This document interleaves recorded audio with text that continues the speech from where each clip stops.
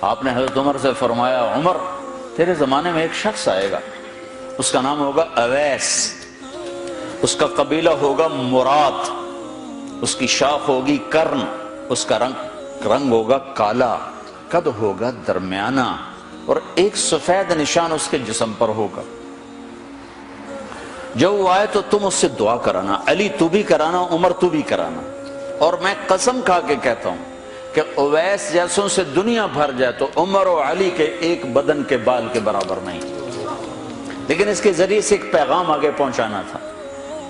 تو حضرت عمر اور حضرت علی حیران ہو کر دیکھنے لگے کہ ہمیں کہا جا رہا ہے کہ اویس سے دعا کروائیں، وہ ہم صحابی وہ تابعی۔ تو آپ نے فرمایا اس نے ماں کی ایسی خدمت کی ہے، جب وہ ہاتھ اٹھاتا ہے تو اللہ ہاتھ واپس خالی موڑتا ہی نہیں۔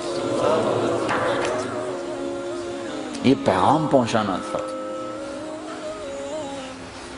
کہ ماں باپ کے آگے جھکو۔ جس دیش میں آپ رہتے ہیں یہاں کام کی رفتار بہت تیز ہے، ماں باپ اگر موجود ہیں تو کم ہی کچھ نصیبوں والے ہیں جن کو کچھ اولاد کی خدمت ملتی ہے، ورنہ دیواروں کے ساتھ ہی زندگی گزر رہی ہوتی ہے۔ تو عمر رضی اللہ عنہ جب خلیفہ بنے تو ہر سال حج کرتے تھے، ہر سال ان کو ڈھونڈواتے۔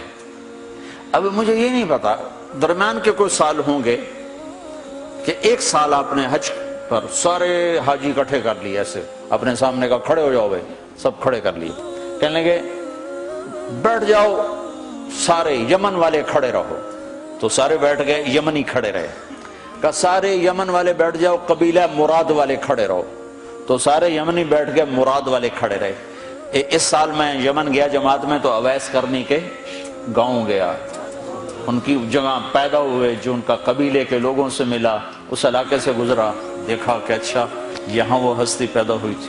خشک پہاڑ ہیں، بالکل خشک پہاڑ۔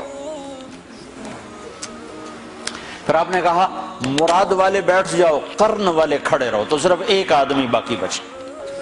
تو آپ نے اس سے پوچھا تم قرنی ہو؟ کہ جی ہاں۔ اویس کو جانتے ہو؟ کہ جانتا ہوں، میرا سگا بھتیجا ہے، میرے بھائی کا بیٹا، لیکن وہ تو تھوڑا پاگل سا ہے، آپ اس کا کیوں پوچھ رہے ہیں؟ تو عمر رضی اللہ تعالیٰ عنہ رونے لگے، کہا وہ نہیں، تو پاگل نظر آتا ہے۔ پھر آپ نے پوچھا کدھر ہے؟ آیا ہوا ہے حج میں؟ ہے؟ کہ جی ہے۔ کدھر ہے؟ کہ جو اونٹ چرانے نکلا تھا عرفات کی طرف۔ تو حضرت عمر نے حضرت علی کو ساتھ لیا اور دوڑ لگائی اور پہنچے عرفات کی طرف، تو دیکھا تو ایک آدمی ایک کیکر کے درخت کے نیچے نفل پڑھ رہا اور اونٹ اس کے چاروں طرف چر رہے۔ تو یہ دونوں حضرات بیٹھ گئے، تو انہوں نے اویس نے محسوس کیا کچھ آ گئے لوگ، تو انہوں نے نماز مختصر کر دی، سلام پھیرا۔ تو حضرت عمر نے پوچھا کون ہو بھائی؟ کہا جی مزدور ہوں۔ کہا تیرا نام کیا ہے؟ کہا جی اللہ کا بندہ۔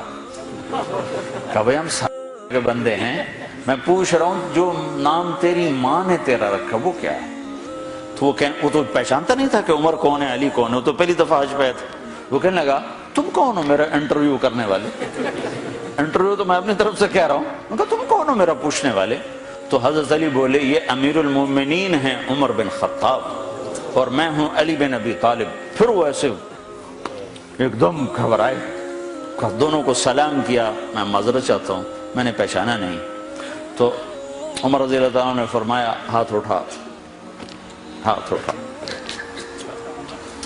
برمنگھم والوں کو پیغام پہنچے کہ ماں کی خدمت کیسے کی جاتی، کہ عمر جیسا ہاتھ اٹھوا رہا ہے، علی جیسا، علی جیسا۔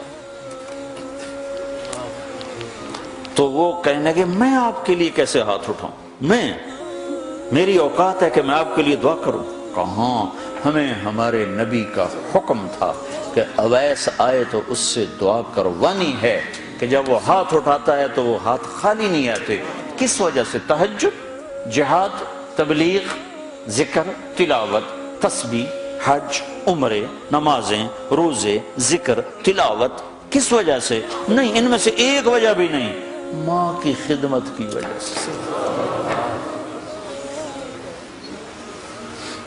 پھر ایک اور جگہ آپ نے فرمایا کہ لوگ جب جنت میں چلیں گے تو اویس بھی چلے گا، جب جنت کے دروازے پر پہنچے گے تو اللہ تعالیٰ فرمائے گا اویس کو روک لو، باقی کو جانے دو۔ تو اویس گھبرا جائیں گے، کہیں گے یا اللہ مجھے کیوں روک لیا ہے؟ تو اللہ تعالیٰ فرمائیں گے ٹھہر جاؤ، جانے دو ان کو۔ ہاں بھائی، اب یہ سامنے جہنم کے لوگ کھڑے ہوئے ہیں، تو شفاعت کر، تیری تو فعل لاکھوں انسانوں کو جنت میں ڈالو، تجھے اس لیے روکا ہے کہ تو شفاعت کر، جدھر تیری انگلی اٹھتی جائے گی ان کے لیے جنت لکھتی چلی جائے گی، ان کے لیے جنت لکھتا چلا جاؤں گا، جدھر جدھر تو انگلی اٹھائے گا۔ صرف پونڈ ہی سب کچھ نہیں، مائیں بھی بہت کچھ ہے، صرف پونڈ ہی سب کچھ نہیں ہے، باپ بہت کچھ ہے۔